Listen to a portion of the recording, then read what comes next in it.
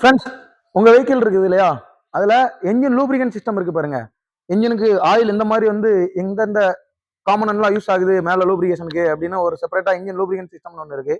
அதுல வந்து oil pan, oil சம்புன்னு சொல்லுவோம் இல்லையா? அதுதான் வந்து ஒரு பெரிய பங்களிக்குன்னு சொல்லலாம். அதுலதான் ஆயில் எல்லாம் ஸ்டோர் ஆகி இருக்கும் கீழே. ஆனா நிறைய பேர் வந்து செடான் யூஸ் பண்ணியிருப்பீங்க.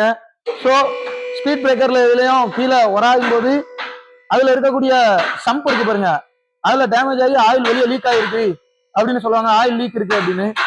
அது ஃப்ரீக்வெண்டா அந்த மாதிரி ப்ராப்ளம் நிறைய பேர் ஃபேஸ் பண்ணிருப்பீங்க கீழே தட்டி. ஆனா அந்த ஆயில் ஸ்பீட் பிரேக்கர் எதுலயும் உரசல, கீழே எந்த ஒரு அடியுமே படல கீழே ஆயில் பேன்ல, ஆனாலும் ஆயில் லீக் ஆகும் கொஞ்ச நாளுக்கு அப்புறம்.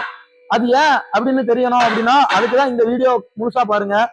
இந்த வெஹிக்கிள்ல அதே ப்ராப்ளம் தாங்க. ஆயில் சம்ப் இருக்கு இல்லையா, அதுல எந்த ஒரு டேமேஜுமே இல்லை விஷுவலா பார்க்கப்போ. பட் ஆனா ஆயில் லீக் ஆகுது. அது என்ன ரீசன் அப்படின்னு வாங்க லைவா பக்கத்துல வாங்க. ஆயில் லீக் ஆகுது நீங்களே பாத்துடலாம் எந்த இடத்துல ஆயில் லீக் ஆகுது அப்படின்னு. இந்த இருக்குது இல்லையா, இந்த ஜாயிண்ட் ஆகக்கூடிய ஏரியா மேல இருக்க கிராங்க் கேஸுங்க, இதான் சம்பு. இதுல பாருங்க ஃபுல்லா கம்ப்ளீட்டா ஆயில் லீக் ஆயிருக்கு. இந்த இடத்துல லீக் ஆகுனா கூட ஆயில் சீல்ல ப்ராப்ளம் இருக்கு அப்படின்னு சொல்லலாம். பட் ஆனா இங்க விஷுவலா பாருங்க எந்த ஒரு இடமே அடி எதுவுமே படவே இல்லை. பட் இங்க லீக் ஆகுது இல்லையா, இது எதுக்காக, என்ன ரீசன்னா ப்ளோ பை கேஸ் அப்படின்னு நம்ம சொல்லுவோம் இல்லையா.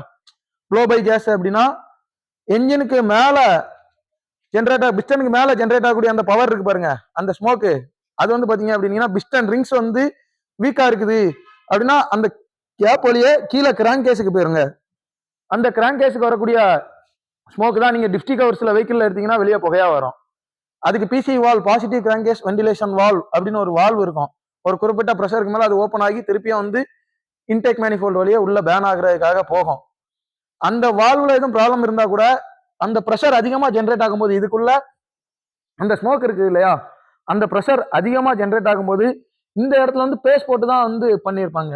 பேஸ்ட் தான் இது வந்து பேஸ்ட் பண்ணி தான் வச்சிருப்பாங்க, போல்டு போடாம. இங்க வந்து பாருங்க, இதுல வந்து சம் பேஸ்ட் யூஸ் பண்ணி, சிலிக்கான் பேஸ்ட் இருக்கு இல்லையா, அதுதான் இந்த இடத்துல இருக்கும் எக்ஸாக்டா. அது போட்டு தான் பேஸ்ட் பண்ணியிருப்பாங்க. அந்த இடத்துல எந்த இடம் வீக்கா இருக்கோ அந்த ப்ரெஷர் அந்த இடத்துல வந்து பிடுங்கி வெளியே வரும் அந்த ஸ்மோக்கு. அந்த ஸ்மோக் வெளியே வர இடத்துல தான் அந்த ஆயில் கசிதற்கான சிம்டம்ஸ் இனிஷியலா ஸ்டார்ட் ஆகும். அதுக்கப்புறம் நம்ம பார்க்காம விடும் போதுதான் இந்த மாதிரி அங்கங்க லீக் ஆக ஆரம்பிச்சிருங்க நிறையா. இது வந்து பிசி வால் ப்ராப்ளம் இருந்தாலும் இந்த ப்ராப்ளம் ஃபேஸ் பண்ணுவாங்க. இல்ல இன்ஜினுக்கு மேல வந்து கம்ப்ரஷன் ரேஷியோ அதிகமா இருக்கும் இல்லையா, அந்த இன்ஜின் ஜென்ரலா நீங்க பாத்தீங்க அப்படின்னா டீசல் இன்ஜின்ல தான் இந்த மாதிரி ப்ராப்ளம் மோஸ்ட்லி நிறைய வரும். ஏன்னா அதுக்கு தான் கம்ப்ரஷன் ரேஷியோ அதிகம்.